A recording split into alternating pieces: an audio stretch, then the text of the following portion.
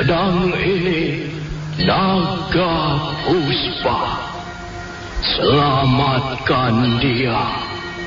Jangan sampai jatuh ke tangan pendekar berwatak jahat.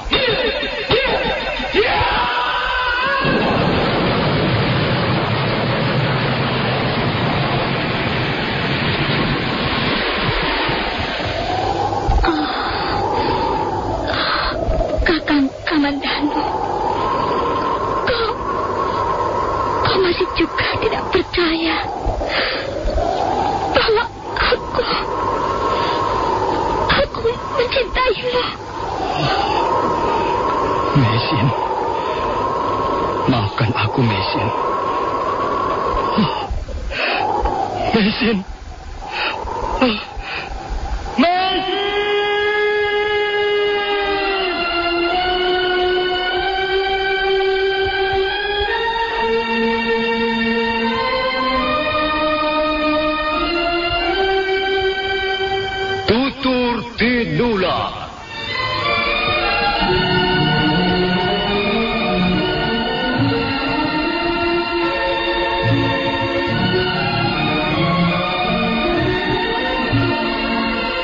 Sebuah sandiwara radio serial, produksi Sanggar Cerita dan teater Sanggar Prativi.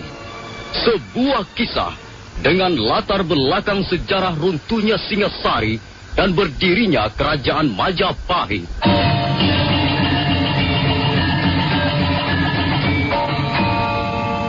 Sandiwara ini didukung oleh pemain-pemain radio yang sudah ternama. Ferry Fadli, Ivone Rose, dan Eli Ermawati.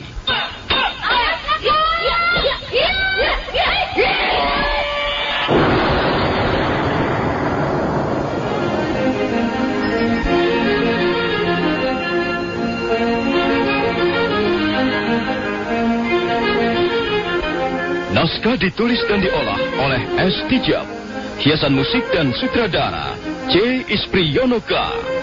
Kali ini mengetengahkan episode ke-17 dengan judul Pendekar Syair Berdarah.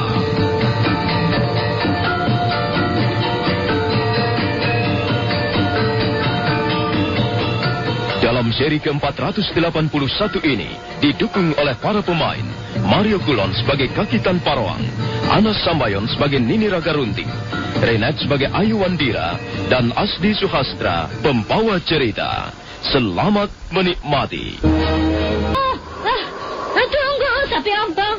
Tunggu. Ngapa kau menyusul aku? Anu, Sapi Ompong. Apa? Memang sebaiknya kita tidak bertengkar lagi saja. Ya, begitulah, Nenek. Kita sudah terlalu tua untuk suatu pertengkaran. Apalagi yang kita cari dalam sisa hidup kita ini. Iya, baiklah. Aku setuju saja. Oh, jadi kau memaafkan aku, Raga Runting? Iya, aku pun banyak membuat kesalahan padamu tanpa Rowang. Aku pun wajib minta maaf. Ya, marilah kita saling bermaaf-maafan. Lupakan saja masa lalu kita yang tidak begitu menyenangkan. Iya. Masa lalu yang tak punya pengertian dan penuh dengan warna permusuhan. Iya benar. Ya, lupakan saja masa lalu kita yang buruk itu. Masa lalu yang penuh sok-sokan, tidak bermutu. Iya, aku menyesal sekali tanpa Rowang. Aku sering memaki-makimu, menyakiti hatimu, dan tidak menghormatimu. Iya, aku juga, Nenek Raga Runting. Aku sering membuatmu kesal, kan? Ya, aku sering membuatmu marah. Aku pernah mengeluarkan kata-kata yang tidak senonoh padamu, ya kan? Maafkan aku, ya. Aku pernah menendang pantatmu sampai kau terjangkang. Ya, maafkan aku tanpa Rawang. Aku sekarang benar-benar menyesal. Raga Runting. Raga Runting. Apa tanpa Rawang? Apa? Iya, dulu kita selalu bertengkar. Apakah karena kita saling membenci, Raga Runting? Rasa-rasanya aku tidak pernah membencimu. Aku juga tidak. Aku tidak pernah membencimu. Nah, tapi mengapa kita selalu bertengkar ya? Saling memaki dan bertarung habis-habisan. Ya, entahlah tanpa Rawang. Mungkin lelakonnya memang harus begitu. Iya, aku juga berpendapat begitu. Lelakonnya masih mengharuskan kita saling memaki, bertengkar, dan baku hantam. Ya, kukira itu semua karena kesalahanku, Raga Runting. Aku selalu tidak mau mengalah. Aku juga salah tanpa Rawang. Aku biasanya yang lebih dulu tersinggung. Mengapa? Mengapa dulu aku cepat tersinggung? Ada apa tanpa Rawang? Mengapa tiba-tiba kau tertawa? Apanya yang lucu? Iya, aduh. Kita ini yang lucu, Nenek. Kita tidak pernah membenci, tapi mengapa selalu menghabiskan hari-hari kita dengan bertengkar dan berkelahi? Iya, benar. Kita ini seperti bermain sandiwara saja. Hidup memang seperti sebuah lakon sandiwara. Iya. Semua hanyalah bayangan-bayangan kesemua. Tidak ada yang benar-benar nyata.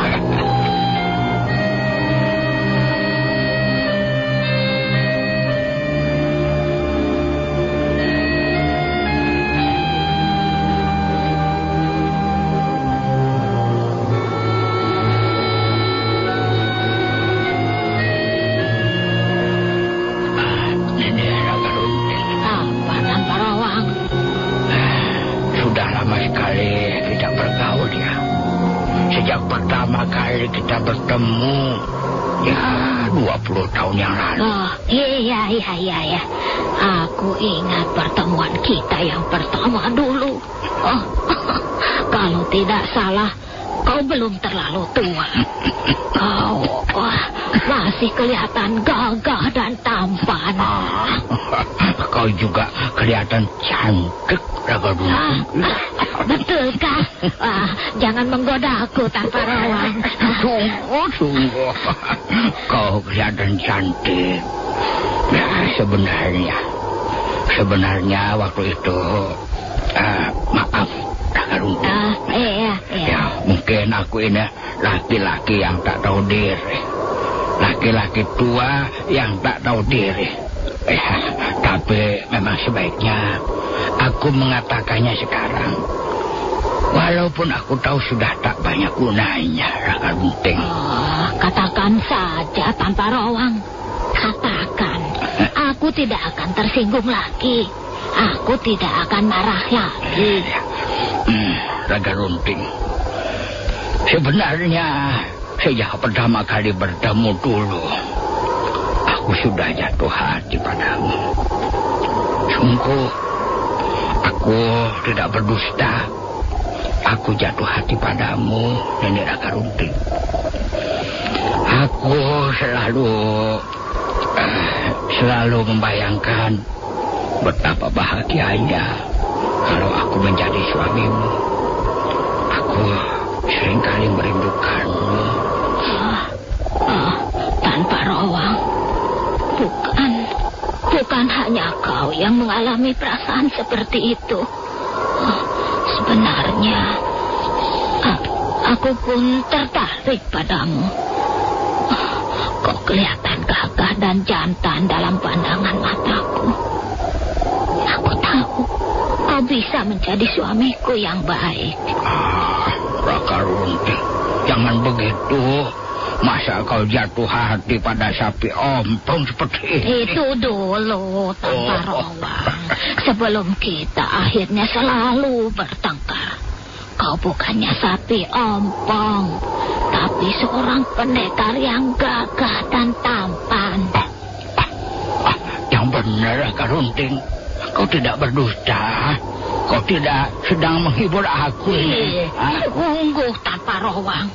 Percayalah, demi langit dan bumi, aku tidak berkata dusta.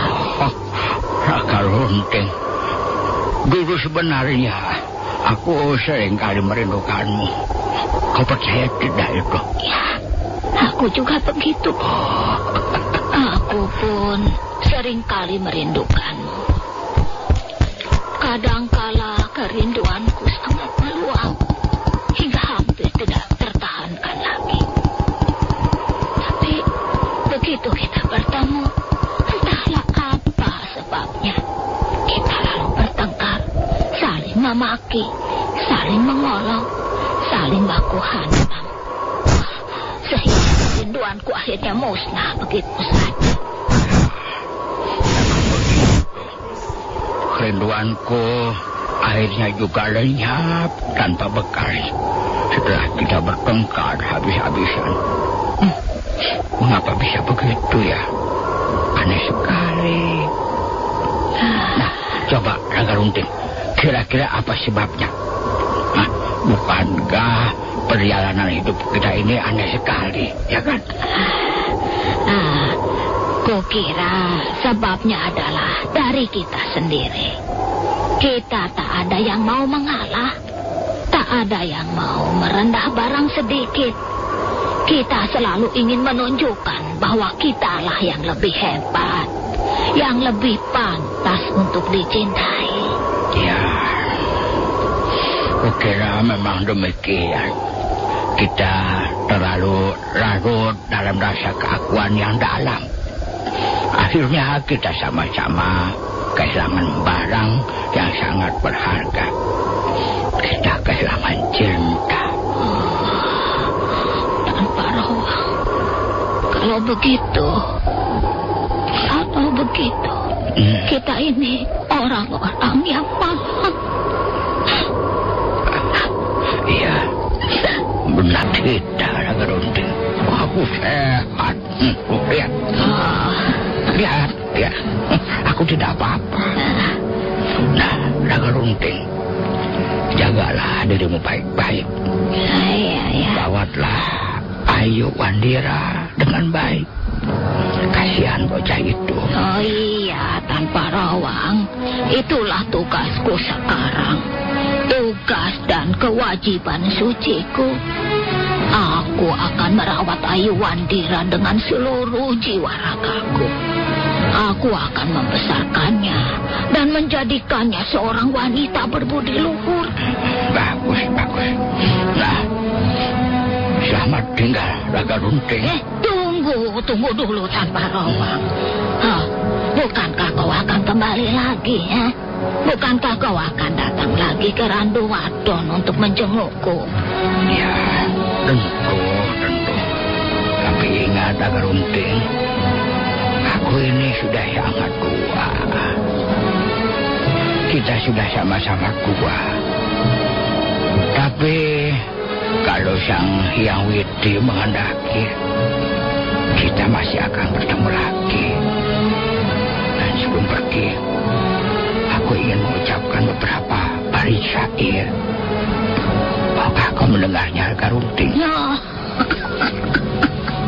Mengapa tidak, Tan Parowang? Rasa-rasanya syairmu kali ini akan terdengar indah. Bulan di langit tinggal sepotong. Sebentar lagi lenyap di telan cahaya pagi. Dunia Karmapala sudah hampir kosong. Penghuninya berkemas siap untuk pergi. Si tua menatap sepi yang jauh sekali, menghitung hari menunggu kapalnya berlabuh. Menangis terseduh, mengeluh nasib kian rapuh. Di antara reruntuhan kehidupan masa lalu, di antara belayan angin musim panen tahun ini, si tua berteriak menanyakan jati dirinya. Manusia ternyata banyak berdusta dalam hidupnya. Padahal kejujuran adalah sekeranjang buah-buahan yang segar dan sedap, yang ditanam pasangan suami istri setia di belakang kebun rumahnya. Kejujuran adalah kenikmatan abadi, sedangkan dusta hanyalah kesenangan pura-pura.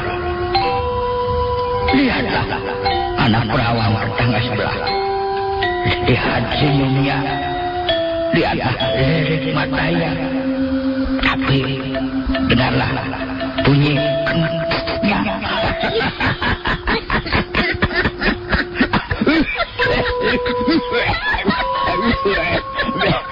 Bunyi kentutnya itu. Ini keterlaluan sekali tanpa rawang. Mengapa harus mendengarkan bunyi kentut segala? Jorok sekali itu. Jangankan perawannya, putri seorang raja pun, putri seorang raja di raja pun maksudku, wah itu membutuhkan kentut. Kentut itu manusiawi, Raga Runting. Ayo gimana bunyinya itu kentutnya? Aduh, Sairmu memang kocak sekali. Tapi kenapa? Apa lagi? Tapi sesungguhnya syairmu itu tadi sangat mengharukan Tanda Rawang. Aku mendengar suara rintihan panjang manusia di hari-hari akhir usia tuanya. Sedih sekali, mengerikan sekali. Aku jadi takut, Tanda Rawang. Aku tidak bisa tertawa lagi sekarang. Ya sudahlah, Nini Raga Runting.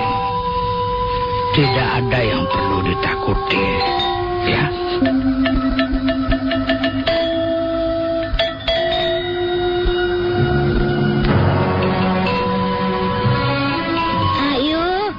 Ayu, di mana kau, Ndek? Aku di sini, Nek. Aduh, Ayu. Aduh, apa yang kau lakukan ini, ya? Aku sedang memotong ubi kayu dengan pisau bambu, Nek. Lihat, Nek, aku bisa. Awas, Ndek. Nanti tanganmu terluka.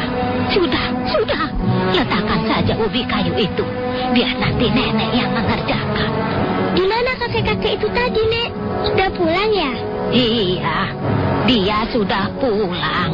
Apakah dia menyakitimu, Nek? Oh, tidak, Nek. Dia ternyata orang baik. Kau benar, Ayu. Nenek yang salah. Dia orang baik. Siapa, Nek, namanya? Namanya Tanpa Rawang. Di mana rumahnya? Rumahnya di sana, di Randu Lanang. Aku pingin main-main ke rumahnya, Nek. Apakah rumahnya lebih bagus dari rumah kita ini, Nek? Oh, tidak lebih jelek dan tidak lebih bagus. Sama. Dia juga tinggal di bawah pohon randu seperti kita ini, Ndek. Apakah dia akan kembali lagi kemari? Dia pasti akan kembali. Dia sudah berjanji kok. Nah, sekarang ayo bantu nenek merapikan ruangan ini. Lalu kita istirahat sambil makan ubi kayu bakar. Ya, Nek. Aku juga sudah lapar sekali. Kalau dia berkunjung lagi kemari, Ayu harus bersikap sopan padanya, ya. Apakah kakek Tan Parawang punya daging yang bagus-bagus, Nek. Kau bisa tanyakan langsung padanya kalau dia kemari lagi. Nah, sekarang ayo bantu nenek. Ayo ambil sapu lidi itu. Kita bersihkan ruangan ini. Dan setelah itu, kita harus segera menyiapkan makan siang bersama. Ya, Nek.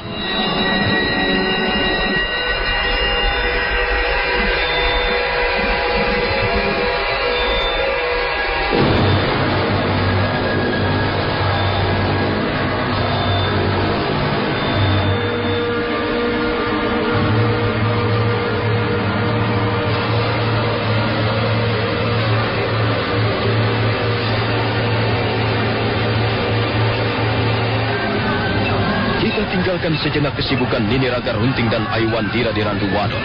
Kita kembali lagi ke kaki Gunung Welirang, di mana pasukan Gajah Biru masih terus bertempur melawan prajurit-prajurit Majapahit pimpinan Ramapati. Arya Kamandanu dan Sakawuni tampak ikut terlibat di tengah peperangan, sekalipun hati mereka berkecamuk rasa kebimbangan. Lihat, Kakang. Pasukan Gajah Biru memberikan perlawanan dengan gigih. Banyak prajurit kita yang roboh terbunuh. Inilah perang kuda yang terpuruk yang pernah kualami semenjak Majapahit berdiri. Kita habis mengerti, Bunda. Mengapa aku selalu harus bertarung melawan Sanak Kadang sendiri? Di tengah medan perang, tak ada Sanak Kadang lagi, Kakang. Yang ada hanyalah tugas dan kewajiban. Yang ada hanyalah musuh. Lihat, Paman Ramapati sepertinya mencari-cari kita, Kakang.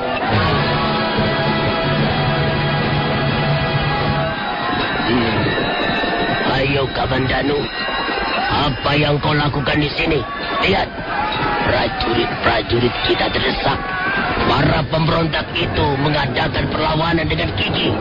Mereka tidak akan mampu mengalahkan kita, Paman. Jumlah mereka terlalu sedikit. Tapi mereka sudah banyak membunuh prajurit-prajurit kita. Lihatlah, mereka bertarung seperti orang-orang gila. Kita harus segera menghentikan perlawanan mereka. Siapakah prajurit gagah berani itu, Paman Ramapati? Saya lihat dia mempunyai kemampuan yang tinggi. Lihatlah, dia berhasil merobohkan 2 orang lagi. Dia bernama Rake Mandana, ini Sakawuni. Dia seorang pendekar dari desa Walang Sapitu. Rawedeng tidak akan berhasil menandinginya. Kukira sebaiknya kalian segera turun tangan. Hadapilah Rake Mandana, supaya sepak terjangnya tidak meminta korban lebih banyak lagi. Sementara aku akan menyuruh Rawedeng mundur untuk mengurung Gajah Biru. Cepat, Kamandanu. Aku sudah muak melihat tingkah laku para pemberontak. Mereka harus segera dimusnahkan. Iya. Ayo, Kakang. Tunggu apa lagi? Apa kira-kira kau sanggup menghadapi Rake Mandana, Uni? Aku tahu dia mempunyai kemampuan yang cukup tinggi. Tapi kukira aku sanggup melayaninya, Kakang. Kalau begitu cepat, hadapilah Rake Mandana. Dan kau? Apa yang akan kau lakukan? Uni, aku tak ingin melihat Gajah Biru terbunuh dalam peperangan ini. Aku akan berusaha menyelamatkan nyawanya. Aku akan menangkapnya dalam keadaan hidup.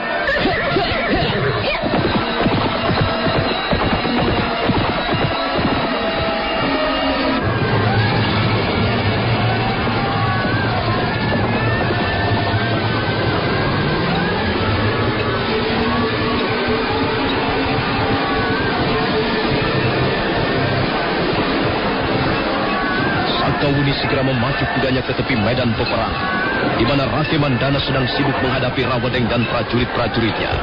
Rawedeng kelihatan terdesak. Rake Mandana terus memburu dengan kilatan mata pedangnya. Dan ketika Rake Mandana sudah hampir memaksa Rawedeng bertekuk lutut, pada saat itulah Sakawuni menghambur turun dari punggung kudanya.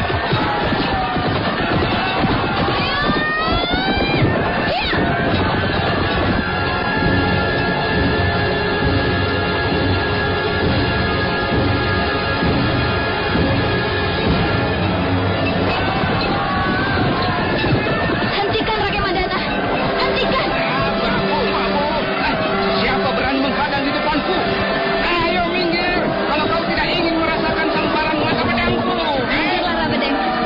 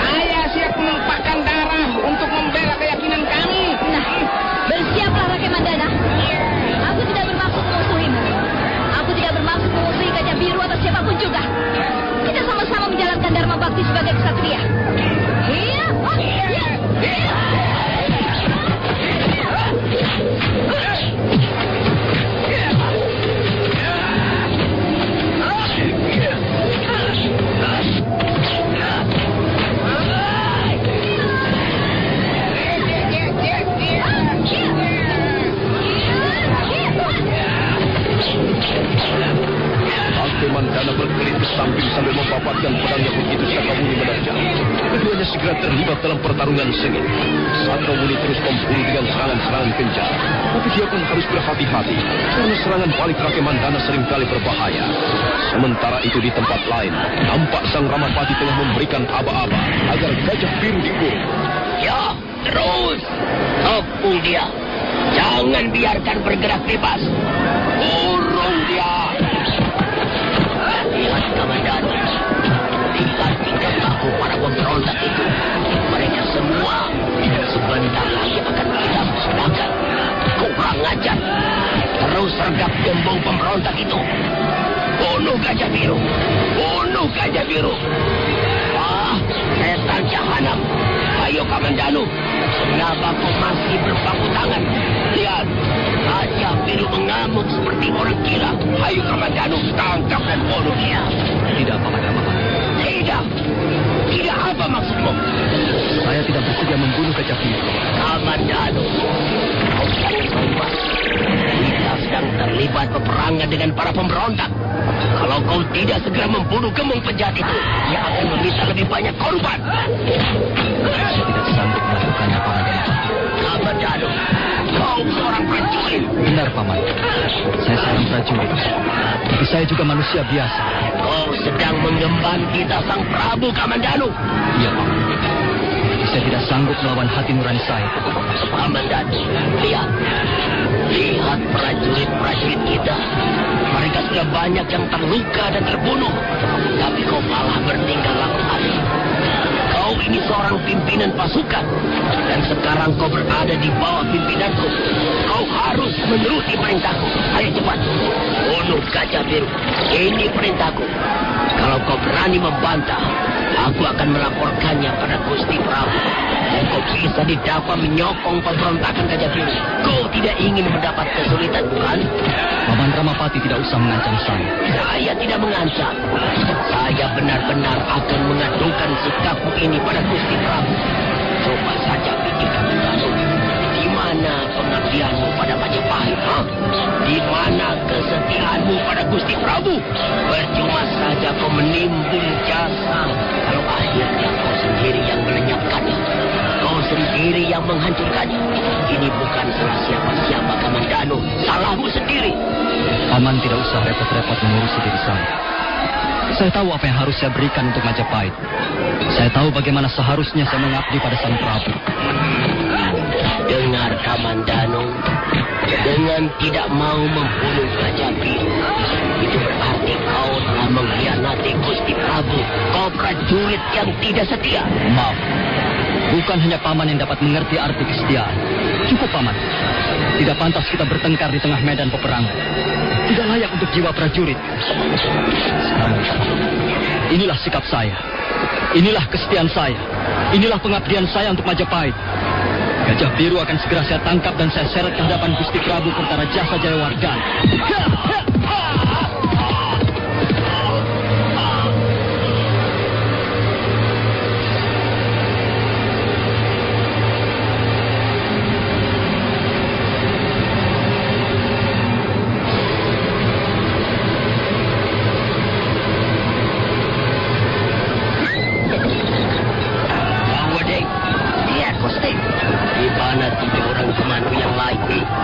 Memimpin pasukan di sayap kiri, Gusti.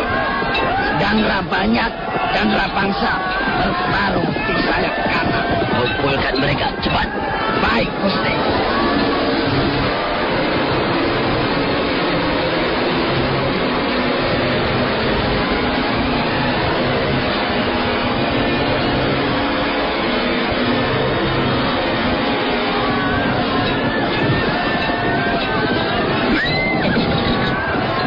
Gajah Biru, hentikan.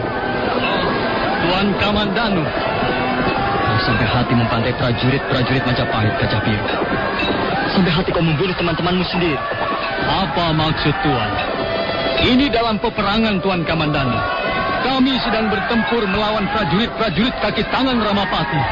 Bagaimanapun juga mereka adalah teman-teman kita sendiri. Mereka adalah saudara-saudara kita sendiri. Tidak sampai hati melihat pemandangan seperti ini. Sebenarnya saya pun tidak sampai hati, Tuan Kamandanu. Berat rasanya tangan saya mengangkat pedang. Tapi bagaimana lagi? Rupanya peristiwa ini memang harus terjadi. Hati saya sebenarnya sakit, Tuan Kamandanu. Pedih bagaikan tersayat pisau bambu melihat persahabatan, persaudaraan harus berakhir seperti ini. Dulu mereka sering bercanda. Mereka sering bekerja bahu-membahu. Sama-sama menjalankan tugas menjaga keamanan negeri Majapahit. Tapi hari ini, mereka saling membunuh, saling menerjang seperti orang-orang yang tidak pernah saling mengenal sebelumnya. Inilah yang membuat hati saya pedih, Tuan Kamandanu. Gajah Biru, kau bisa mengurangi jumlah korban karena kaulah pimpinan di tengah medan peperangan ini. Katakanlah bahwa perang tidak perlu diteruskan lagi dan orang-orangmu pasti akan menurut. Tidak mungkin. Itu tidak mungkin saya lakukan, Tuan.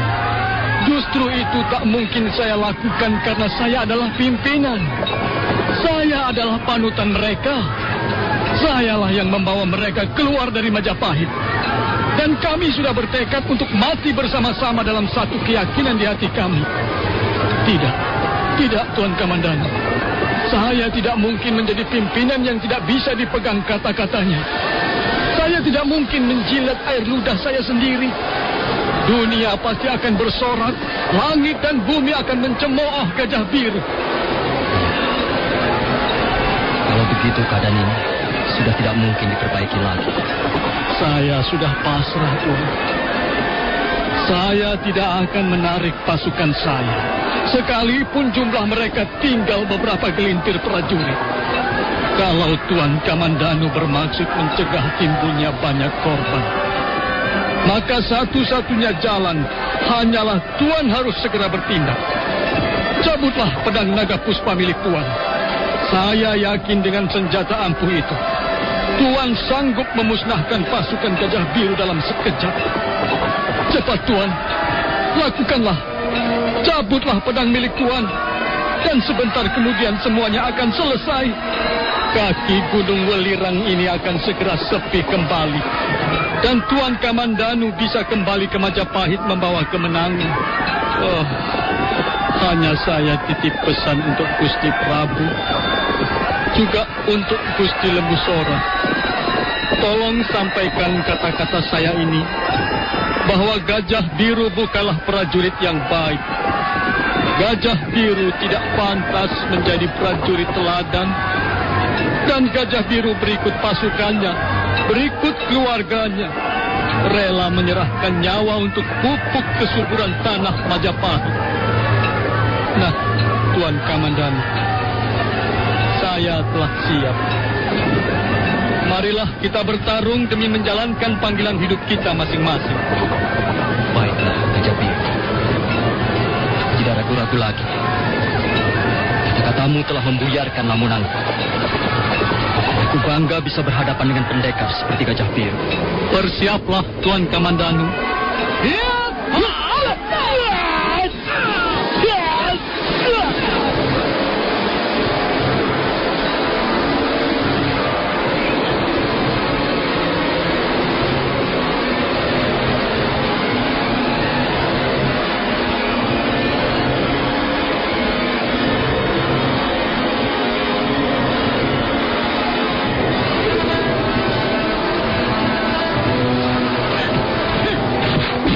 Gajah Biru segera menyerang.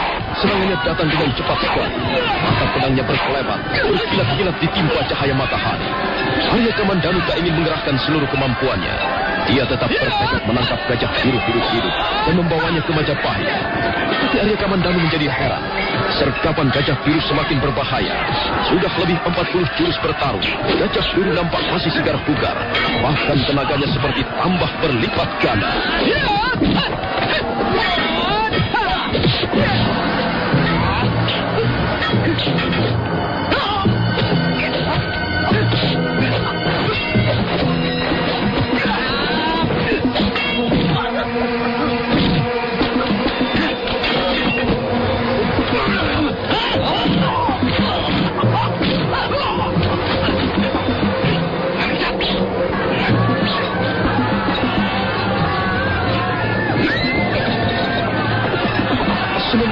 dari tempat yang agak jauh, Ramapati melihat jalannya pertarungan Gajah Biru melawan Arya Kamandanu.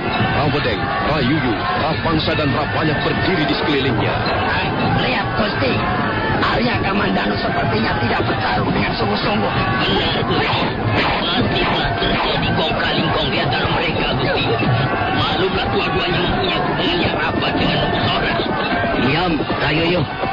Aku sedang memikirkan bagaimana cara membunuh Gajah Biru secepatnya. Ampun, Gusti. Hamba tahu rahasia kekuatan yang dimiliki Gajah Biru. Hal itu karena Gajah Biru mengenakan sepasang anting-anting gajah moling.